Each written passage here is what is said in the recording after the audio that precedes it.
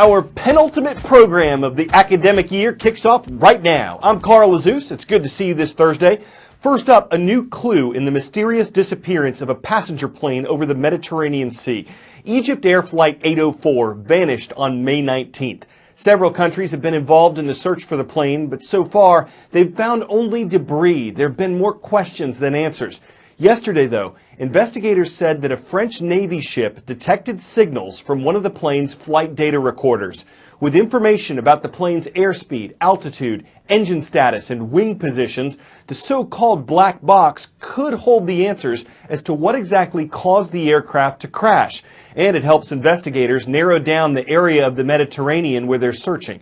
But the flight recorders only give out signals for about 30 days after they get wet, so officials are in a race against time. This is a huge breakthrough in the investigation of Egypt Air Flight 804, which 2 weeks ago was traveling from Paris to Cairo when it disappeared from radar. There had been a massive search underway. Pieces of debris have been recovered as well as body parts. It was the French naval ship Laplace which located the signal from one of the black boxes. They haven't been able to locate the other black box yet. Another ship will be coming within a week, which has sophisticated means to recover the wreckage from the seafloor, which could be at depths of 3,000 meters, that's 10,000 feet. Once those black boxes are recovered, they will be analyzed.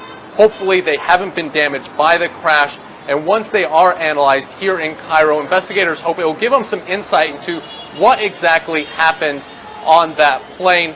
They're also hoping that with the recovery of the black boxes that they'll be able to recover the fuselage. Another clue, another piece of evidence which will help investigators. Also for the families, 66 people died in this crash. The families are hoping this news will also help in retrieving their loved ones so they can give them a proper burial. Ian Lee in Cairo. The U.S. State Department, which oversees the country's foreign affairs, is warning Americans about traveling to Europe. It says the large number of tourists who visit the continent over the summer could possibly be targets for terrorists, especially at large public events. We reported earlier this week how terrorists are trying to sneak into Europe among the scores of migrants and refugees going there. And a French intelligence official recently told CNN that police don't think they've arrested everyone involved in recent terrorist attacks in Paris, France, and Brussels, Belgium. Well, the U.S. State Department has made it clear that this latest alert is not in response to a new or specific threat, but rather a more general warning to U.S. citizens traveling in Europe about the potential for a terrorist attack on the continent. It names some big events, specifically including the Tour de France, the Catholic Church's World Youth Day in Poland, as well as the European Soccer Championship in France, known as Euro 2016. Now, Euro 2016 has been a particularly important one for French authorities, considering intelligence officials believe that may have been the original target of the terror cell behind the Brussels attacks. And French authorities really taking no chances when it comes to security preparations for that, deploying some 90,000 security personnel. Just yesterday at the Stade de France, they held a security exercise, one of dozens of exercises to be held throughout the country, designed not only to get security personnel ready for Euro 2016, but also to assuage the fears of the public. French authorities have expressed confidence in their preparations security-wise for not only the matches to be held in stadiums, but also the fan zones, large outdoor spaces where fans will be able to enjoy the matches as well. Worth mentioning that France is still under a state of emergency, and that has been extended through Euro 2016.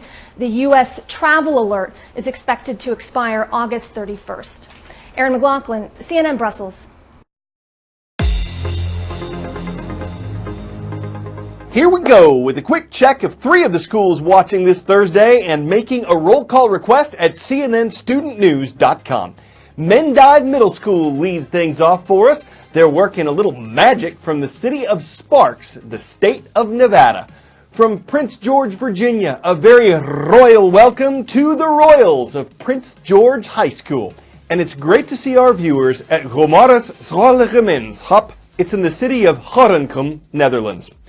Businesses, banks, and governments are looking for a few good computer hackers. And by good, they mean certified ethical hackers, people paid to test and protect an organization's electronic information from the kind of hackers who might be looking to steal it.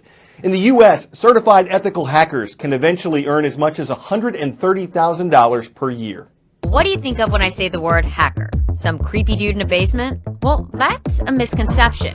What if I told you there's a class of hackers who don't just have social skills, they have more social intelligence than anyone you'll ever meet?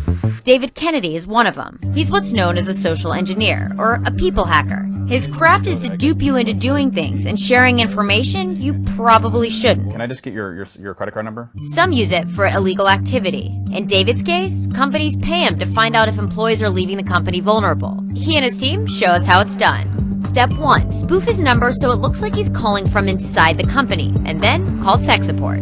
Hello, you there? Hello? Hi, this is Ken. How may I help you? I was wondering if you can take a look at a website I'm trying to get to. It's for a big customer thing I'm working on for Monday, and I can't seem to get to the website from my computer. Sure. What's the website? I'll see if I can get to it. Thanks, man. I really appreciate the help. I mean, it could be a stupid thing. I'm really stuck with computers, but so it's www.survey. That's SURVEY -pro.com. Yeah, I got a prompt to open. I just clicked open, and I'm at the site now. Here's what the IT guy doesn't realize. By clicking that link, he's just given David full access to his computer. Whoa, okay, that's weird. I just hit it and it works. It seems like it's working fine now. Awesome. I don't know what you did, man, but I really appreciate the help. Hey, no problem. That was easy. That was it? We're on his computer right now. You were able to take over this guy's computer within, I would say, like, under 2 minutes. Under 2 minutes, yeah. Under 2 minutes, took over his entire computer, and think of it as not just his computer, but it's pretty much a downfall of the entire company. In this case, the company was paying David to hack them and see if their employees would fall for it. They did. To show you this demo, we agreed not to use the company's name. Kennedy hacks to protect. He's part of a growing number of hackers using this skill for good. Josh Corman's one of them too. He started a group to help bridge the gap between hackers and big companies. Hacking is a form of power. Not surprisingly, as you walked into my house and saw all the Spider-Man stuff, I'm a big fan of the Stan Lee line of with great power comes great responsibility. We're coming to a point where the outside world, with a breach a week, a breach a day, affecting people's personal lives and national security, we got to grow up a bit, and we need to be very deliberate about how we use that power. Corman formed the group after his mom passed away. She was my science teacher. She kind of taught me that darkness is the absence of light, cold is the absence of heat.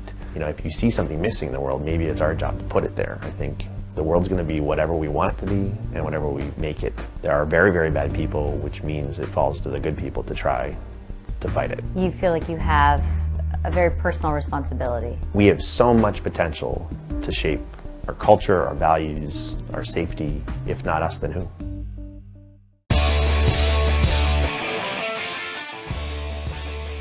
It's a question maybe not everyone's asked. How many hugs can someone give in a minute? And the answer, 79. You can give 79 hugs in a minute. We know that thanks to this man in India, along with the assistance of a whole bunch of students. They wrapped their arms around a Guinness World Record, defeating the old hug high mark by 2 people.